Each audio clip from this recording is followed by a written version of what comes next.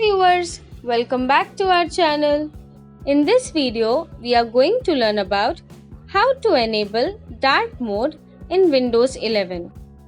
First, right-click on Windows Start button. Click on Settings. Click on Personalization present on left side of the screen. Click on Colors.